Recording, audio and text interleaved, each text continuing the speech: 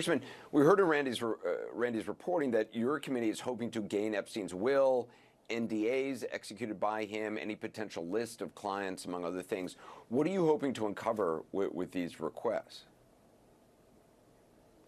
Well, first of all, we expect to gain these documents. The lawyers wrote back to both me and Ranking Member Garcia that they would comply with the subpoena.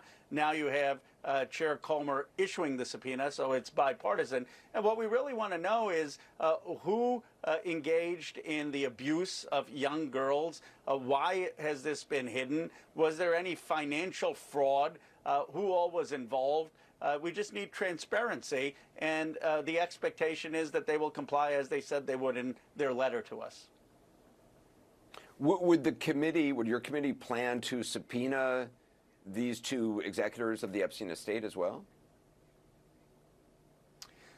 We certainly would if they are relevant, and it looks like they will be relevant. But the first step is just to get the documents. And like I said, their lawyers have already made a representation to us that they fully intended to comply. Unlike the Justice Department, where it's hard to get compliance. I mean, the Justice Department only released 1% of the files. Of that 1%, 97% was already information in the public domain, and you're expecting the Justice Department to prosecute itself. That's a very hard bar. But private individuals don't have that protection. So if they don't comply with a congressional subpoena, then they really risk prosecution, criminal prosecution, both the lawyers and the executors of the estate. So I fully expect that they will comply. Reporter Julie K. Brown has been out in front of the story from the beginning, has raised questions about whether the Justice Department ever really investigated Epstein's wealth. Do you think the documents that you're trying to obtain could provide a link between Epstein's finances and anyone else who might have been involved in crimes? Absolutely. The reality is we do not believe that the Justice Department looked in comprehensively to all of the money.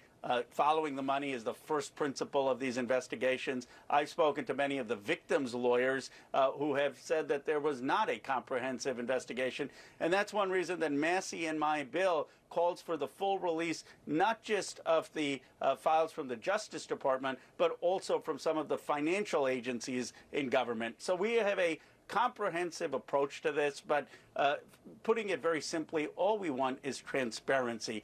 Get the files out there. Let's know who the people were who were committing the abuse. Let's know where the money went, and let's finally have closure for many of the victims. Congressman Ro Khanna, thanks for your time tonight.